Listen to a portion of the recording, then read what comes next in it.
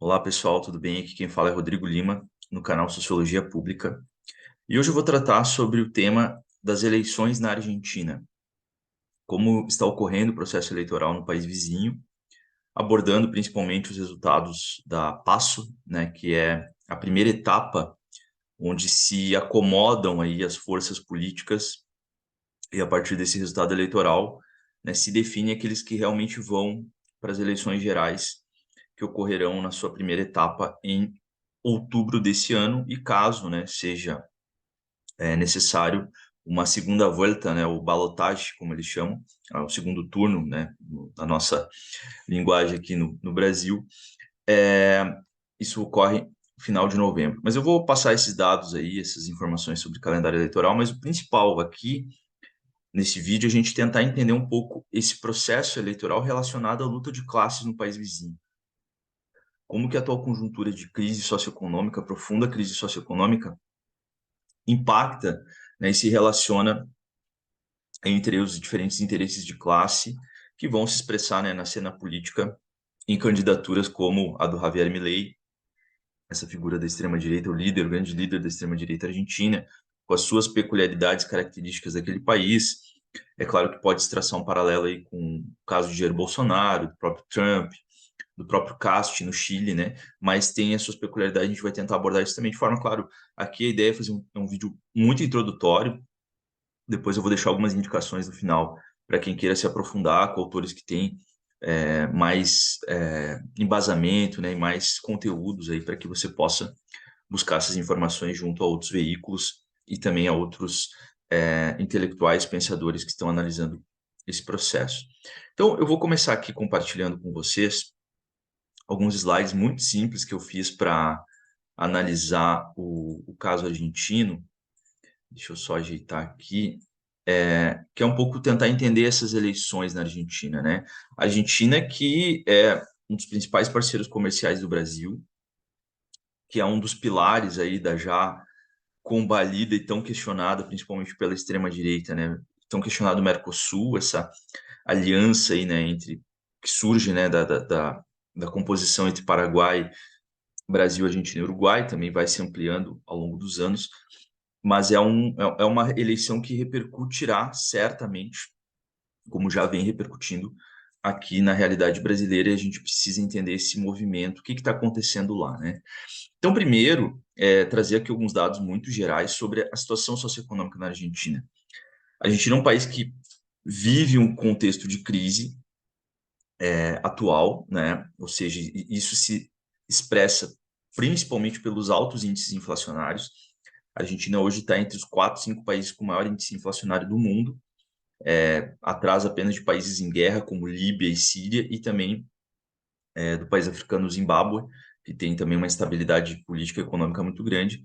Então, isso já expressa muito dessa crise política, porque a inflação, obviamente, que ela impacta, né, nos preços gerais, né, nos preços aí de produtos de consumo da população, tem um efeito muito severo entre os trabalhadores, que veem o seu poder de compra reduzir brusca e rapidamente. Obviamente que isso também vai ter um efeito na pressão social por aumento de salários constante, porque como a perda salarial ela se dá de forma muito intensa com a inflação, as categorias vão se movimentando também. E a gente vai ver que um dos temas que tem sido abordados nessa eleição, por exemplo, é a questão dos piquetes. Como lidar com a quantidade de piquetes que tem acontecido na Argentina? Os piquetes na Argentina são táticas, né, de luta muito utilizadas pelo movimento sindical, pelo movimento popular, que consiste em bloqueios de rotas, seja nos meios, nos centros urbanos ou em estradas, em rotas, né, nacionais, que tenta, de alguma maneira, parcial ou totalmente, impedir o fluxo de mercadorias, impedir o fluxo de pessoas, e impactando, assim, obviamente, principalmente no capital, né, na circulação do capital, para que as suas pressões e as suas demandas sejam colocadas. Isso é um tema que a gente vai ver daqui a pouquinho, é um tema que vem pautando essa eleição também, dado a quantidade de piquetes, a quantidade de mobilizações sociais que tem ocorrido no país vizinho. Então, para a gente ter uma ideia, nesse ano de 2023, já tem-se um acumulado, não é, de mais de 100% da inflação ao ano. Então, é um número assim absurdo, mas é algo que já vem numa constante que agora chega numa situação realmente muito ruim, né? Muito complexa, muito complicada. Mas quando a gente observa aqui, no período dos governos Kirchner, né, Néstor Kirchner, Cristina Kirchner, houve uma estabilidade inflacionária, né, durante a primeira década depois da crise, né, do estagido de 2001, final de 2000, dezembro de 2001, né, tem um pico de inflação, mas depois há uma estabilidade inflacionária que começa a destoar a partir da década de 10, onde países, né, como o Brasil e outros começam a entrar em crise econômica, né, efeito já da crise de 2008. Isso vai se desdobrando na América Latina a partir das suas peculiaridades. Mas o grande boom da inflação na Argentina, o grande salto, se dá durante o governo Macri. Que o governo Macri ele assume com uma inflação anual em torno de 25%, e ele entrega o seu governo com uma inflação já na casa dos 52%. Né? Depois o governo Fernandes, que assume, o atual presidente da Argentina, Alberto Fernandes, peronista, né? A vice-presidenta é a Cristina Kirchner, ele assume ganha a eleição de 2019, assume no final daquele ano, tenta controlar a inflação, tem algum sucesso no início do seu governo, mas depois vem a pandemia, vem uma situação de estabilidade e a inflação dispara, né, no contexto argentino.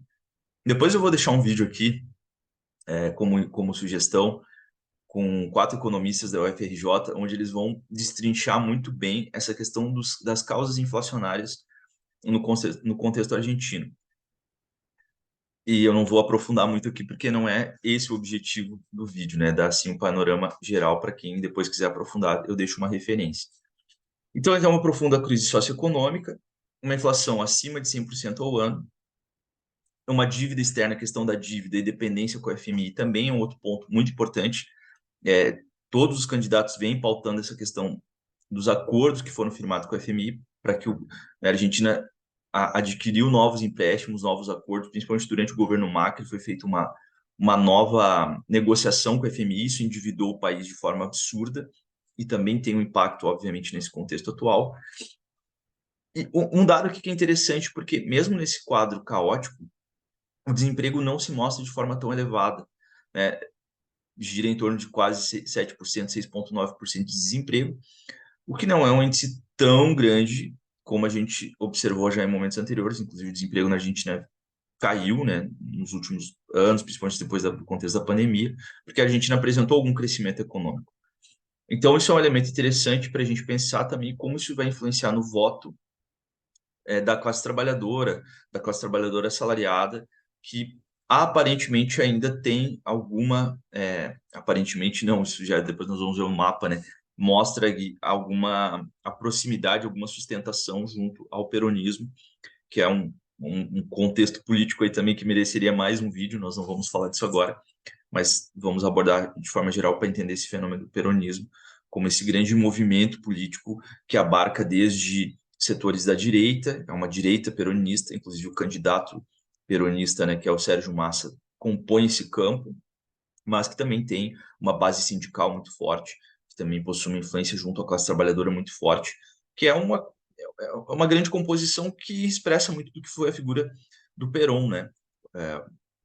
O ex-presidente Perón, né, que governou a Argentina em determinados períodos do século XX, uma figura que marca a política argentina, que era exatamente essa figura da composição, da acomodação de interesses de classes, né?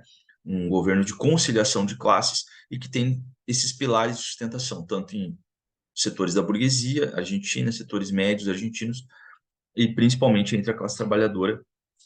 Né, o Juan Domingo Perón tem essa marca muito grande, né? Essa continuidade com o movimento peronista que se expressa em uma série de partidos políticos, o principal deles é o Partido Justicialista.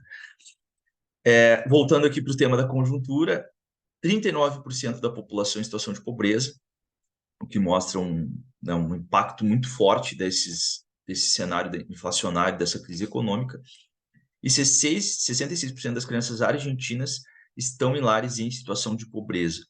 Então, em cada 3 crianças estão em situação de pobreza, e isso também tem um impacto social muito grande, né, que a gente vai ver que isso se desemboca na eleição, explica muito do que é esse cenário aí de um voto antissistema, de uma abstenção muito grande que nós já vamos analisar, né? Então aqui um pouco também os dados do Produto Interno Bruto para entender como que a economia argentina vem se movimentando desde o período da redemocratização. A gente vê que é uma montanha russa o PIB argentino, com períodos de alto crescimento, períodos de recessão que vão, né, se combinando, mas a gente tem aqui um período de uma certa estabilidade econômica e crescimento, exatamente esse período que eu me referi anteriormente, que é o período do governo Kirchner, né, onde o Néstor Kirchner assume em 2003, e até 2015 você tem um cenário de números assim de crescimento econômico, né? Ou seja, você tinha um certo controle inflacionário, ainda que os índices de inflação já viessem aumentando, mas você tinha um certo cenário de estabilidade, tem a ver com um cenário favorável internacional, de venda de commodities, o Brasil se beneficiou disso também, e vejo que também combina com a crise brasileira, né? Como a crise argentina e a crise brasileira, elas se combinam.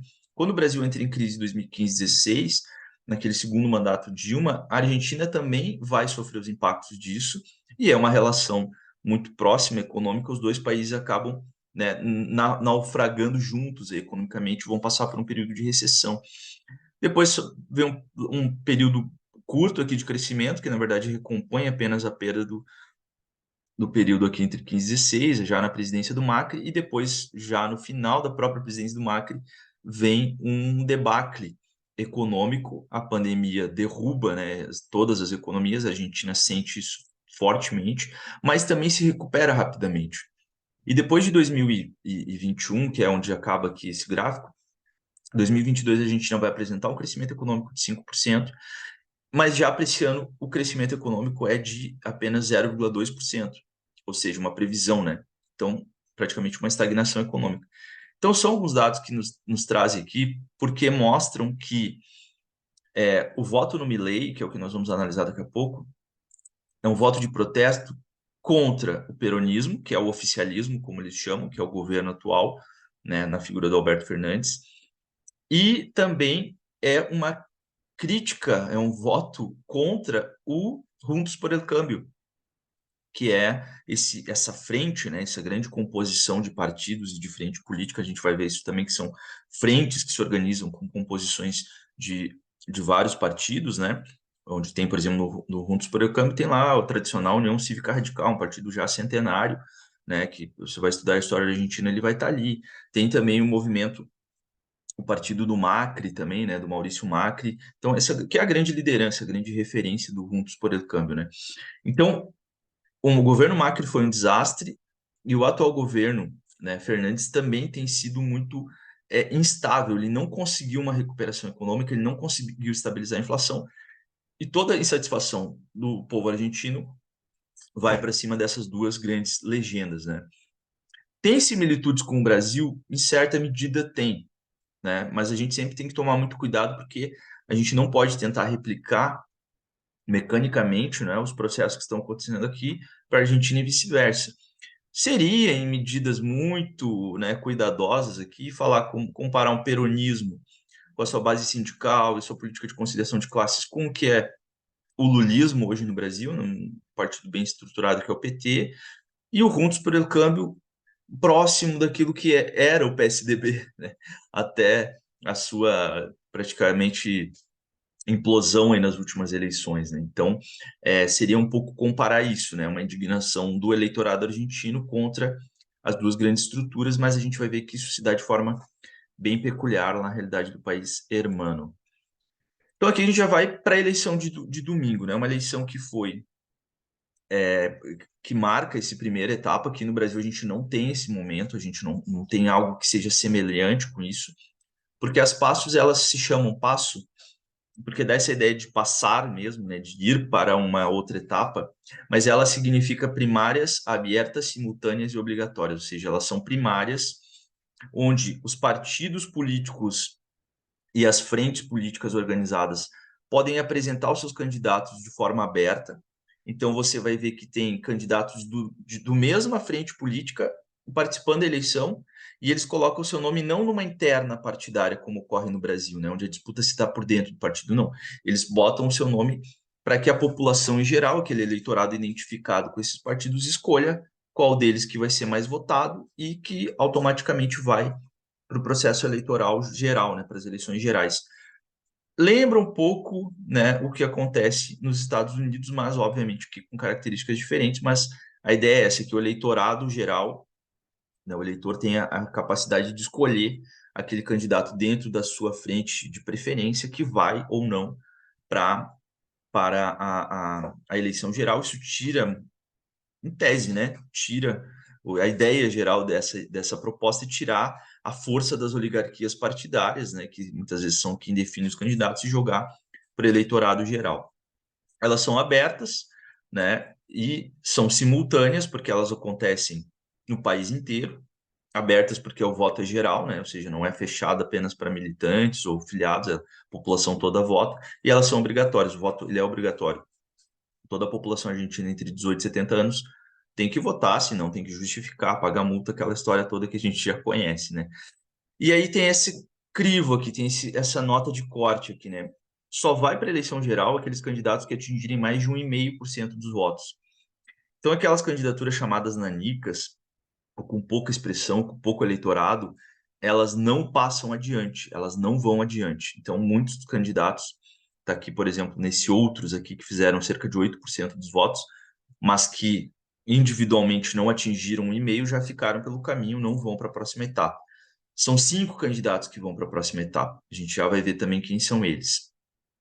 E essas eleições agora, na próxima etapa, que é dia 22 de outubro, é o primeiro turno da eleição para presidente, que pode ser definida já no dia 22, desde que o primeiro colocado faça mais de 45%. Ele não precisa fazer 50% mais um, como é no Brasil. Então, se ele fizer 45%, ele está eleito no primeiro turno. Mas se ele, por acaso, fizer 40% dos votos, 41, 42, e o candidato que vem atrás dele, o segundo colocado, tiver uma diferença de 10%, ele também fatura a parada já no primeiro turno. Então, vamos supor que hoje o Milei, né, que é o candidato que ganhou as primárias, ele faça 42%, e o segundo colocado, Sérgio Massa, Patrícia Bullrich, façam 32%, automaticamente a eleição está definida, e aí, né, o que atingir esse cenário é eleito no primeiro turno. E também é uma eleição que acompanha a renovação de metade da Câmara dos Deputados e de 1/3 do Senado Federal. Então, também tem uma disputa aí que vai acomodar, né, a próxima composição no Congresso Nacional Argentino, né? Caso não haja esse cenário que eu falei, né, de uma vitória no primeiro turno, vai-se para o balotage, né, ou segunda volta, onde os dois melhores colocados vão se enfrentar diretamente, e aí o que fizer mais voto leva, né? E no dia 10 de dezembro desse ano, assume o novo ou a nova presidenta da República. O que nós temos de resultado aqui? E eu queria compartilhar com vocês aqui, rapidamente também, um gráfico aqui, que é do jornal Página 12, um jornal que eu recomendo, assim, para quem queira se informar sobre as eleições argentinas, que traz informações muito interessantes sobre esse cenário. Então, aqui a gente tem o resultado das PASSO. O que aconteceu no dia, né, em termos de resultado, depois a gente analisar. Em primeiro lugar ficou Javier Milei, com 30% dos votos. Uma eleição que é surpreendente. Por que surpreendente? Ele já vinha aparecendo com um percentual importante de intenção de votos nas pesquisas que foram sendo feitas anteriormente, né? Nas pesquisas que foram sendo feitas antes das eleições. E ele aparecia com 20%, mas sempre em terceiro lugar, ele nunca apareceu em primeiro. Nenhuma pesquisa dava ele como primeiro colocado. E ele fica com 30% dos votos, né? É uma eleição já, ele parte de um piso bastante alto, né? Bastante considerável para essa eleição geral de outubro. Depois, no conjunto das frentes, né? O voto da frente vem o Juntos por Eucâmbio, que fez 28% dos votos, e a mais votada, né, entre os candidatos que disputavam quem iria para a segunda etapa era a Patrícia Bullrich, que foi ministra do Macri, que foi apoiada pelo Maurício Macri, né? Então tem um crisma aí muito forte, como uma indicação de voto, influência para que ela chegue nesse segundo momento. Ganhou, né, do Rodrigues Larreta, E depois nós temos União por la Pátria, que é o campo peronista, a frente peronista, né? Era a frente de todos em 2019, tentar se renovar junto ao eleitorado. Então aqui nós temos o Sérgio Massa, que ele foi o segundo candidato mais votado, mas a frente não, né? O peronismo sofreu uma derrota importante aqui, porque a soma de votos dele com o Juan Grabois, que é uma esquerda peronista, né, ligada ao movimento católico na Argentina, enfim, um movimento mais combativo dentro do peronismo. Como eu falei anteriormente, o peronismo é uma grande frente, né, que tem nessa figura quase mítica do Perón como uma referência política, mas que compõe vários setores sociais da Argentina. E esse União por la Pátria, né, a Frente União por la Pátria, faz 27,3% dos votos. Que expressa aqui esse resultado, voltando um pouquinho aqui, né, é uma teoria que tem se utilizado, que é a questão dos 3 terços, né, um eleitorado dividido em 3 terços. E é um pouco isso, né? Quer dizer, você tem 1 terço do eleitorado com Milei, 1 terço do eleitorado com Juntos por el Cambio e praticamente 1 terço do eleitorado com União por la Pátria. Numa sociedade que está muito polarizada, né, muito radicalizada no sentido das lutas sociais, também mostra que há pouco campo de que 1 terço avance sobre o outro, né? Quem que pode se desidratar aqui no processo eleitoral, e isso pode ter alguma semelhança com o caso brasileiro de 2018, com a eleição do Bolsonaro, é o Juntos pelo Câmbio. Isso é perigoso, porque se esse eleitorado ligado ao Juntos pelo Câmbio migrar para o Milei passa a ser o grande favorito a ganhar as eleições em 2023. Mas isso é um cenário que nós só vamos conseguir entender, né, no decorrer das próximas semanas. E aqui vem mais 2 candidatos que passaram à frente, passaram para essa eleição geral de outubro, né, que é o Juan Schiaretti, que é um peronista anti-kirchnerista, tem isso, um peronista também aí de centro-direita, que é anti-Kirchner, anti-Cristina Kirchner. Ele é governador de Córdoba, apresentou o seu nome, tem um eleitorado aí que embarcou com ele vai para a próxima etapa. E aqui uma candidatura interessante também, que é a da Miriam Bregman, que é da Frente de Esquerda e de los Trabajadores, que compõe vários partidos de esquerda, principalmente, né, o partido trotskista, que tem aí uma grande aderência junto ao eleitorado argentino, junto à classe trabalhadora argentina. Então veja que a Miriam fez 1,9% e o Gabriel Solano, que era de uma outra composição dentro dessa grande frente, fez 0,8%, o que dá 2,7%. A Miriam vai, né, para as etapas gerais da eleição, e depois nós vamos ver algumas características da candidatura dela. Tá? Então esses são os dados gerais das eleições, que mostram um pouco do cenário aí, né, que a gente tem e dos resultados que a gente tem para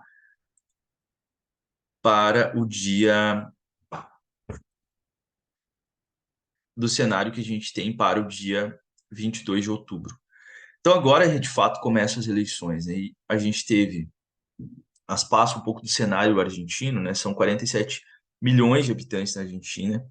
Grande parte da população está concentrada na província de Buenos Aires e na cidade autônoma de Buenos Aires, que é essa região aqui, né? Aqui esse pontinho amarelo onde ganhou o Juntos por el Câmbio é a cidade autônoma, e aqui é a província de Buenos Aires, onde está concentrada grande parte da população. E aqui, né, nessa região, o peronismo ainda mantém força, né? O Alex Kicillof, que é um candidato nas primárias para as eleições da província de Buenos Aires, foi o mais votado e é um peronista, né? E o peronismo aqui mantém uma força grande, isso é importante para entender essa eleição.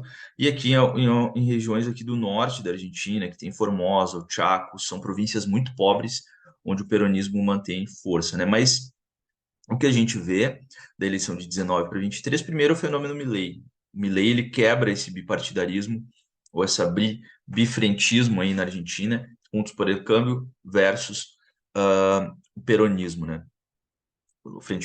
Frente de Todos em 2019 e agora União por la Pátria. Ou seja, ele toma conta praticamente do eleitorado do interior do país. Então, é um jogo político aí bastante complexo, bastante tenso, porque, de fato, hoje o Milei, essa candidatura de extrema-direita, tem viabilidade eleitoral. E, independente do resultado, ele perdendo as eleições, que é um cenário muito possível também, porque tudo está em aberto, mas muito provavelmente vai acontecer o que vai acontecer na Argentina, o que ocorreu no Brasil com o fenômeno do bolsonarismo, ou seja, eleger muitos parlamentares, senadores, deputados, enfim, né, em outras esferas aí do poder argentino, com a sua na sua onda, na onda Milei, né? Ou seja, isso é um processo que muito provavelmente vai se concretizar e vai trazer para o cenário essa força política aí que não estava colocada, né? Apesar de que o Milei é muito midiático, recebe muito espaço na mídia, muito parecido com o que aconteceu com o Bolsonaro aqui, né? Muito espaço na mídia, muita projeção, então isso vai ganhando adesão, ele vai se tornando uma figura conhecida, apesar de ser uma figura caricata, com uma série de questões, mas ele tem muita visibilidade. E um outro dado interessante, antes da gente passar para frente aqui, é que a participação do eleitorado foi de 69%. Foi menor que em 2019, onde esse número chegou em torno de 75%, 76%. E é uma abstenção recorde. Desde que foram inauguradas as PASSO, na eleição de 2011, nunca tantos argentinos deixaram de votar. Isso é um dado interessante porque esse voto antissistema que o Milei representa pega esse eleitorado insatisfeito, mas a abstenção também fala muito de uma indignação, de um esgotamento com esse modelo político-eleitoral, com as frentes políticas que têm governado a Argentina ultimamente, que não têm conseguido dar resposta, principalmente para a grande massa da população, como a gente viu ali, 40% vivendo em situação de pobreza, população assalariada, que vai se esgotando com esse modelo político-econômico. Também temos um cenário na Argentina, que é aí que eu acho que é interessante, que a sociedade se movimenta, a sociedade é a luta de classe, como eu falei no começo, né? Há conflitos intensos, né? A gente tem, por exemplo, protestos ocorrendo em Jujuy, onde o governador Gerardo Morales, que é aliado aí, ou é um que compõe o Juntos por el Cambio, tem feito uma repressão severa, ele tem acelerado a mudança da Constituição da província, né? E está entregando, né, as reservas de lítio. O Rui é muito próxima, faz fronteira com a Bolívia, né? Inclusive, muitas das imagens, a característica das pessoas, né, é muito próxima, né, dos povos originários, são, né, pessoas que muito próximas aí também dos bolivianos, né, das características, né, do povo boliviano. Então, há uma repressão severa em Jujuy, que inclusive alguns analistas têm colocado que isso seria um modelo que estaria sendo gerido nessa província para depois ir se expandindo para o país. E realmente há uma crescente de repressão, porque há uma crescente de lutas também. Como eu falei, os piquetes estão aí, né, como um grande fator de mobilização na sociedade argentina, dos trabalhadores, dos setores populares. Nós vimos 2 dias antes da eleição o assassinato em pleno obelisco, né, ou seja, no centro de Buenos Aires, ali no coração de Buenos Aires, do jornalista Facundo Molares, que foi assassinado brutalmente pela polícia, num protesto contra o processo eleitoral, né, chamando a abstenção do processo eleitoral, e ali se, né, organizou uma mobilização, uma manifestação, ele foi assassinado, inclusive isso tem provocado protestos mais intensos.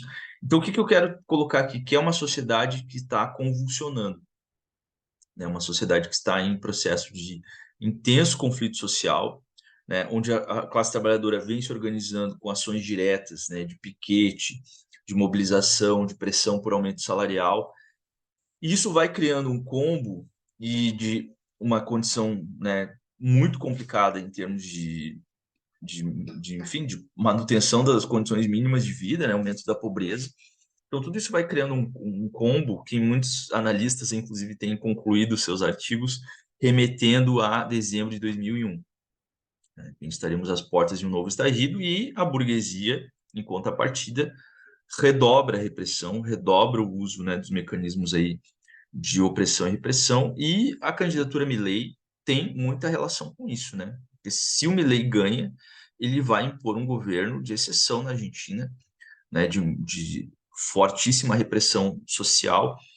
Não que isso não vá acontecer com a Bullrich, que também tem essa linha de pensamento, e também não vai ocorrer com o próprio peronismo. Mas o peronismo, como tem um dos seus pés aí no movimento sindical, eles são um pouco mais cautelosos com a questão da repressão. Eles não defendem abertamente a repressão contra piquetes, até porque Se o Massa, por exemplo, fizer isso, ele perde grande parte do seu eleitorado, então, ou coloca em crise grande parte do seu eleitorado. Então, não é que o peronismo, né, não vá utilizar desses mecanismos, mas no ponto de vista do discurso, eles dão uma satisfação para essa base social, não aderindo a uma tese, né, de repressão aberta.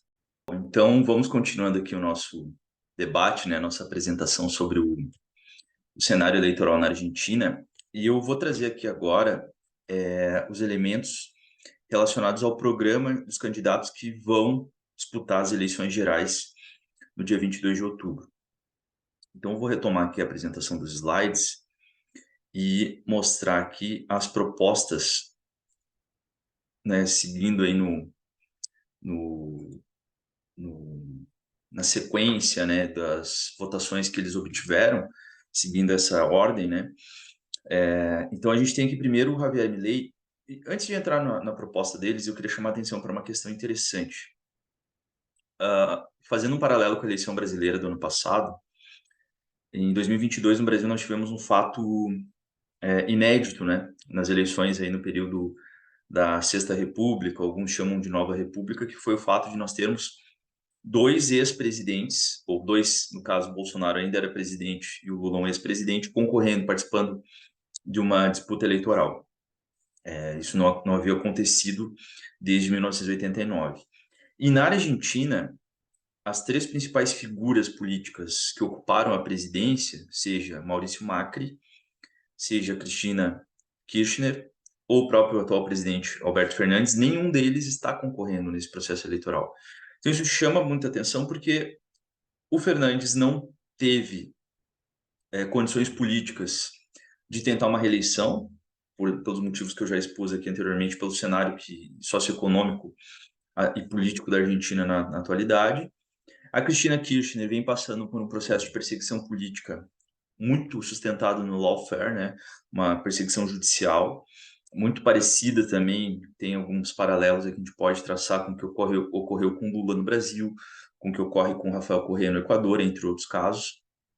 E o Maurício Macri também, por uma baixíssima popularidade, ele não se apresentou para essas eleições. Então, esse é um elemento interessante porque são atores aí, né, e atrizes, no caso, né, da Cristina, que jogam um peso muito importante. A Cristina ainda tem um papel de mobilização social muito forte, né? Acredito que seja a principal liderança de massa ainda na Argentina, e que vão jogar um papel importante nessas eleições, mas não estão no centro das discussões, né? E aqui nós temos essa candidatura do Milei, que é uma candidatura que pode ser colocada aí no amplo espectro desses candidatos outsiders, né, ou antissistema, que não estão ali nos grandes partidos ou nas grandes frentes políticas consolidadas nos países e que surgem por fora dessas estruturas, né? A gente teve aqui no Brasil o caso do Bolsonaro, no Chile a gente tem o caso do Cast, né, entre outras figuras aí que vão surgindo, claro, nos Estados Unidos, o Trump, né, enfim, não precisa nem entrar muito em detalhe. Então, o Milley vem nessa onda, ele tem um discurso ultraliberal, que é um outro elemento que unifica esses candidatos, né, o ultraliberalismo. Então, nesse sentido, o Milley, ele parece muito, né, se a gente fosse trazer ele para a realidade brasileira, ele seria um militante do MBL, né, ele seria a versão MBL na Argentina, com as características argentinas. Ele não defende abertamente a ditadura militar, ao contrário do que o Bolsonaro faz no Brasil, mas ele relativiza os crimes da ditadura militar, ele nega alguns dos crimes da ditadura militar. Então, ele se associa muito a essa corrente também neofascista de extrema-direita, que tem as suas características. Ele defende, né, a liberação da compra de armas, enfim, né? Então, é muito alinhado também com as pautas da chamada alt-right, né, dos Estados Unidos, essa direita conservadora americana que pauta muito da direita aqui na América Latina. Então, ele é um ultraliberal, ele se diz anarcocapitalista, e em cima do programa dele, ele vem com pautas de uma radicalização, um aprofundamento no neoliberalismo na Argentina. Ele defende a dolarização total da economia, não é um câmbio no sentido do que foi feito nos anos 90, a paridade entre o peso e o dólar, não é essa política, ele quer eliminar o peso, acabar com o peso, e a Argentina ter a moeda totalmente, exclusivamente em dólar, né? Totalmente, economia totalmente dolarizada. Por isso ele defende o fim do Banco Central, então isso acabaria com a autonomia, a soberania do país sobre a sua moeda e, obviamente, sobre a sua economia, seria um desastre, né? Privatização total da educação pública, da saúde pública, ele confronta um tema que é muito caro para amplos setores argentinos, que é o tema da justiça social. Ele se coloca como um candidato contra a justiça social. Isso implica no fim da educação pública, no fim da saúde pública. Ele defende muito aquela proposta dos vouchers, né? Que o cara tem um ticket, com aquele ticket disposto pelo governo, uma espécie de um ticket, né? Ele vá atrás do serviço que ele bem interessar ou que ele achar melhor. Então, é uma mercantilização da educação e da saúde. E eles colocam como um antissistema. Ele evoca, inclusive, aquelas pautas das manifestações de 2001, que eram que se evajem todos.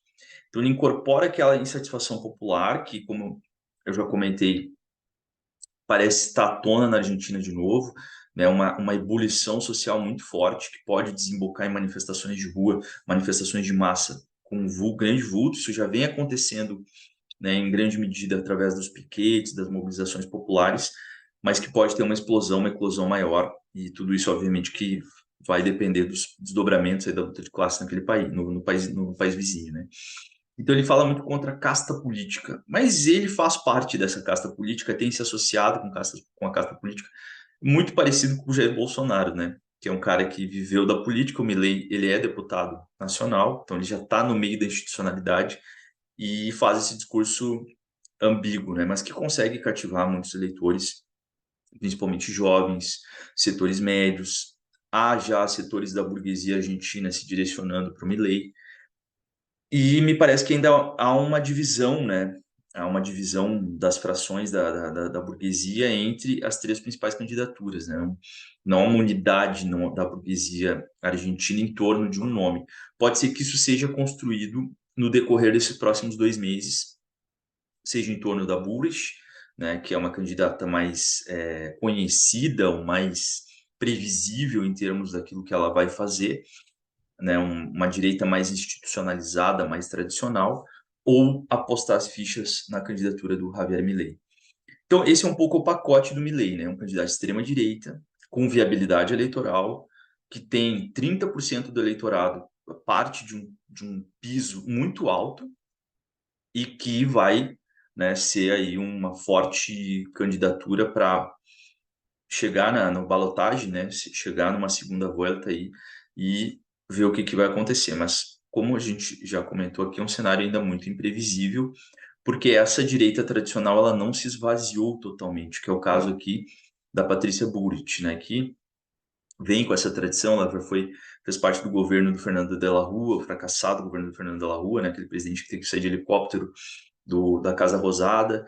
Ela fez parte do governo Macri e ela é uma neoliberal de carteirinha, né? Ela tem um apoio dessa burguesia mais consolidada na Argentina, ligada ao capital financeiro e principalmente ao capital agropecuário, que tem muita força na Argentina, como, né, paralelo no Brasil também, né? Essa burguesia tem muita força. Ela é a candidata do Macri, né? Foi uma vitória do Macri aí, dentro da disputa do Juntos pelo Câmbio, porque era a candidata apoiada por ele. Ela defende a autonomia do Banco Central, né? Então aí é uma nuance em relação ao Milei, que defende o fim do Banco Central. Ela defende a redução dos programas sociais também. E aí também vem numa linha muito, né, de ascensão de uma política de guerra às drogas, de criminalização da pobreza, e entre as propostas dela está a redução da maioridade penal para 14 anos. Então ela se associa também a essa direita conservadora, essa direita mais truculenta, essa direita mais truculenta, não toda direita é truculenta, né, mas essa direita que visa aí o aprofundamento dessas políticas de repressão estatal, de encarceramento em massa, enfim, né. Então, esse é o cenário da candidatura da Patrícia Bullrich, que é, né, a candidata aí, que no conjunto ali, como a gente viu, ela foi a terceira mais votada, ela ficou atrás do Sérgio Massa em termos de votação individual, né? Mas o Juntos pelo Câmbio somado atinge aí a um patamar de quase 30%, né? 28%. O que é o grande tema aqui? O grande tema é se essa candidatura ela vai conseguir manter esse 1/3 consolidado em torno dela, ou se setores da burguesia, setores médios, né, que estão na sustentação dessa candidatura do Juntos pelo Câmbio, podem migrar para um apoio para o Javier Milei. Dificilmente esse voto migra para o candidato peronista, para o Sérgio Massa, porque o antiperonismo é algo que unifica Buric e Milei muito forte, né? Então é um núcleo, né, de mobilizador na Argentina, é o peronismo, e o outro núcleo mobilizador é o antiperonismo. E como o oficialismo hoje é peronista, toda essa crise, esse mal-estar do ponto de vista social acaba desaguando na candidatura do oficialismo, que vai tentar defender o governo, né, que é o candidato que nós vamos ver agora, que é o Sérgio Massa. Então, só concluindo, é um risco muito grande que esse eleitorado migre para o Milei, né? Ou por questão de um voto útil, o que, dependendo da dimensão é, dessa migração, pode resultar, inclusive, numa vitória num primeiro turno do Javier Milei, que seria um desastre, né? E aqui tem o Massa, né? O Massa é o candidato do União por la Pátria, que é o candidato do oficialismo. Ele ocupa o papel do Ministério da Economia, então é uma questão bastante complexa, porque ele está no posto que é o posto mais frágil do governo Fernandes. Ou seja, ele tem nas mãos hoje a condução da política econômica da Argentina, que tem esse cenário que a gente mostrou, né, que a gente conversou aqui um pouco antes. Então, é uma posição muito complicada. Eu acho que na escolha da candidatura do União por la Pátria, que é uma candidatura mais à direita dentro do campo peronista, o Sérgio Massa, ele é um peronista de direita, ele inclusive é um anticirchnerista, né? Ele tem uma visão, inclusive ele foi candidato à presidência,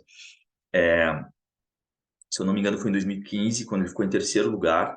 Então ele compõe um setor do peronismo mais à direita, né? Mais liberal também, que tem uma visão, né, mais alinhada aos Estados Unidos, de proximidade com os Estados Unidos, de manutenção dos acordos com a FMI, inclusive ele já vem sinalizando isso, né, na sua campanha já iniciada no processo de eleições gerais, mas ele tem algumas nuances em relação a essa pauta por justiça social, que é muito forte junto a bases peronistas importantes, principalmente essas bases ligadas aos setores populares, ao movimento sindical.